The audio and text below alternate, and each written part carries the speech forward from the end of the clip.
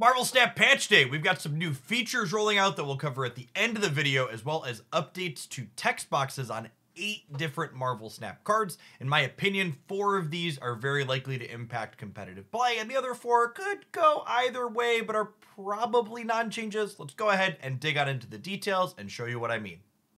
To kick things off, Elsa Bloodstone is being returned, at least partially, to her former glory.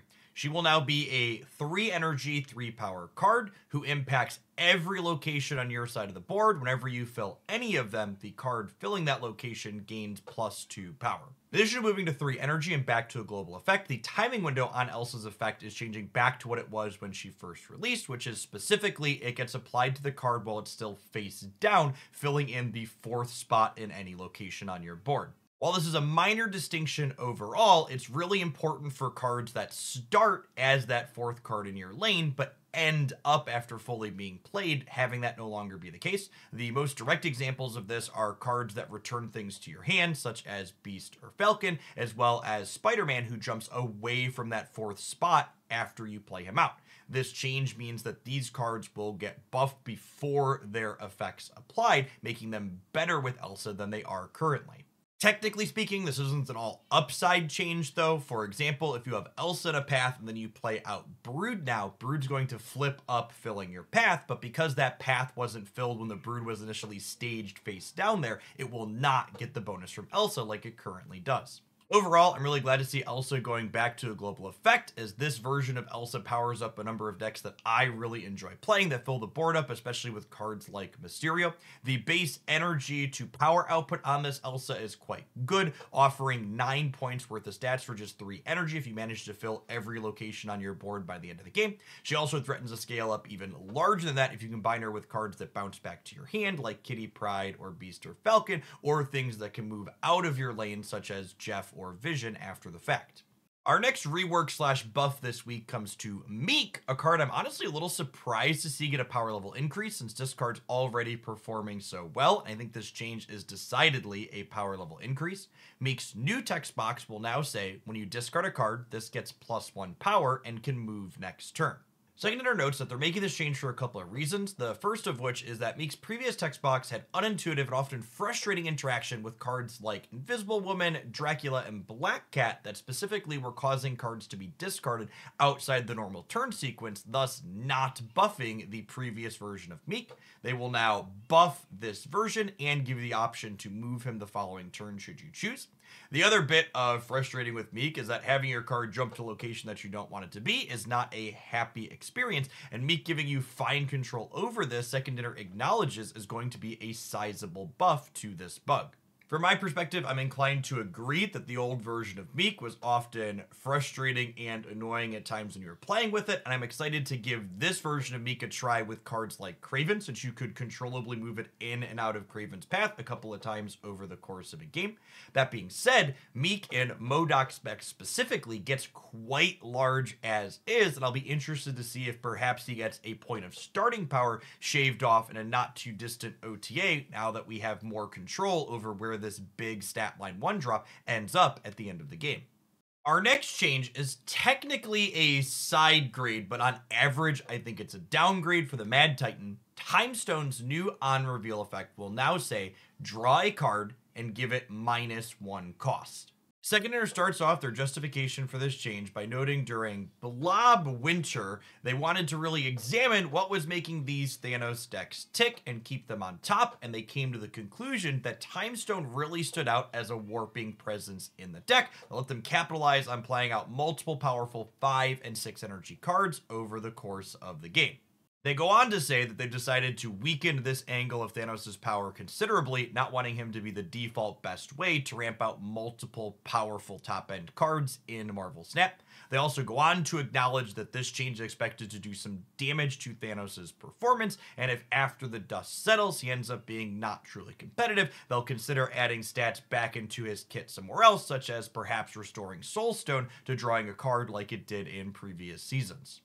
Overall, I have to say I really like this change. Thanos' stats over the last few months definitely indicated that he deserved to have some power taken out of his kit somewhere, and I think Time Stone is the perfect place to do that. Not only does this change make Thanos a little bit worse with playing lots of 5s and 6s like Second Dinner talked about, but this change also makes the Lockjaw nerf more impactful because Time Stone is no longer a way for you to consistently get 4 energy Lockjaw into play on turn 3. It's also worth acknowledging that this new version of Time Stone also has more counterplay to the acceleration it's providing, since Mobius and Mobius is a tech card that now gets rid of the cost reduction that Time Stone is providing. Our fourth card update this week is one that I absolutely love. Leech is getting a new text box. Maintaining his 5/3 stat line, Leech's new text will be on reveal, remove the text from each card with an on reveal ability in your opponent's hand. Second Dinner kicks off their justification for this Leech change by acknowledging that they are aware Leech is among the least beloved cards in Marvel Snap on any given week. That's right, guys, gals, and non-binary pals. They've heard my complaining.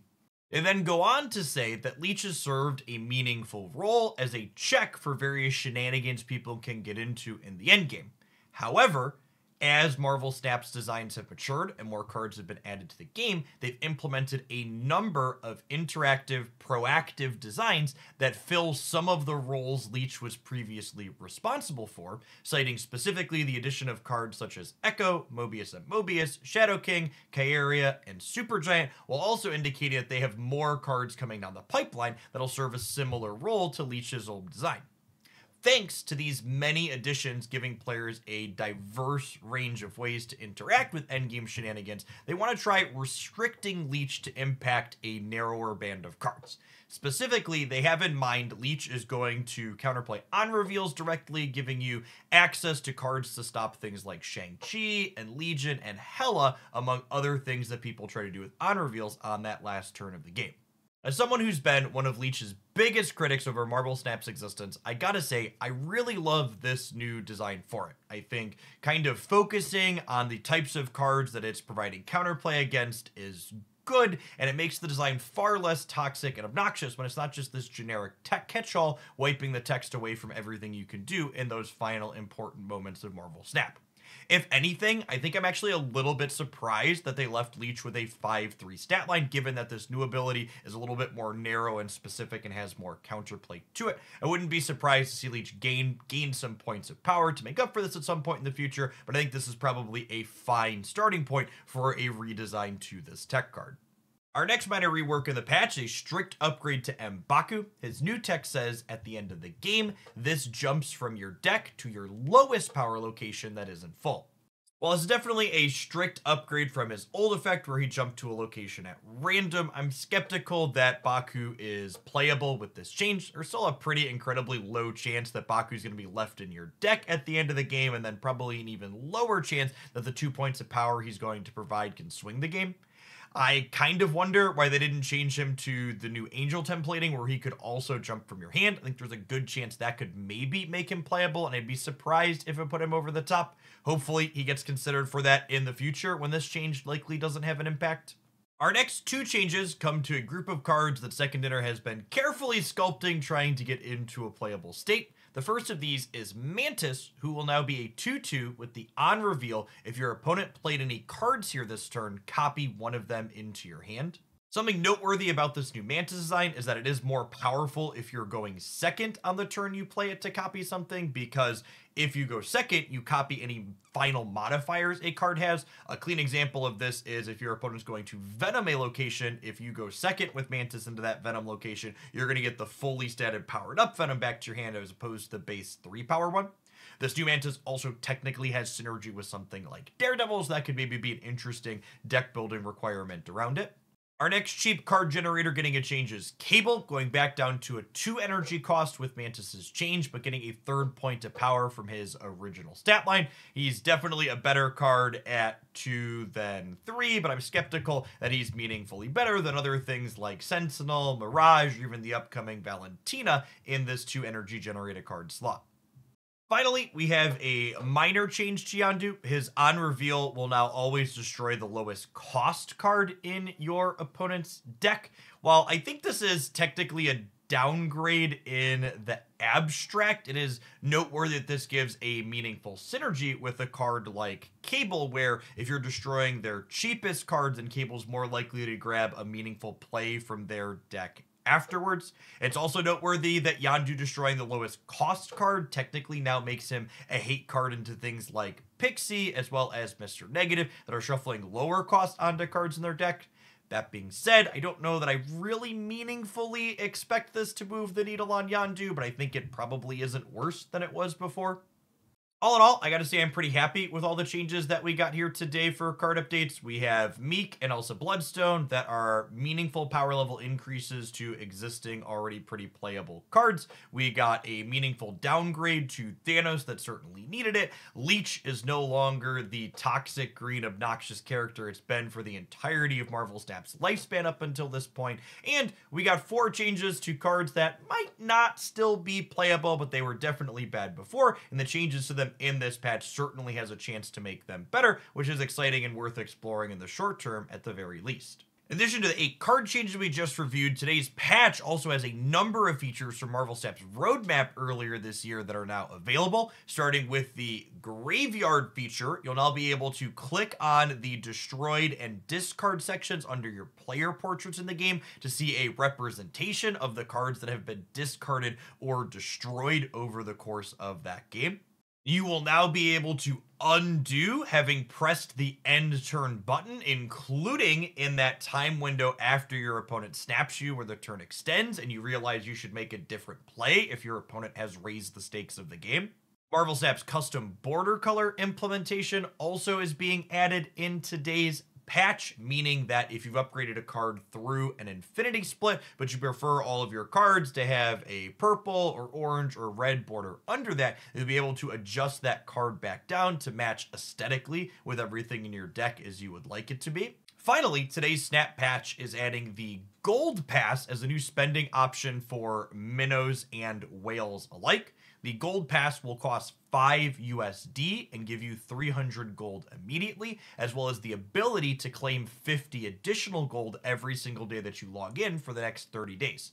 This turns 5 USD into a total of 1,800 gold, which is over 4x the rate you can buy gold at the best possible rate in the shop at base value. This patch is also adding visual effects and audio to Deadpool, Psylocke, Legion, Darkhawk, and Moon Girl. And it's also adding some voiceover dialogue to Deadpool and Moon Girl. Past that, there's a number of bug fixes in this patch, and honestly, so long as we load this client up and it all works reasonably and nothing explodes, this is the best Marvel Snap patch we've had in a long time. It's great to see meaningful card changes and features from the roadmap implemented. It's going to be a sweet Q2 as we gear up and get ready for some more snapping action. Thanks everybody for hanging out. If you enjoyed my breakdown on this topic, be sure to snap that like button, and hopefully we'll see you back again tomorrow testing out some sweet new cards that got a fresh coat of paint in this patch.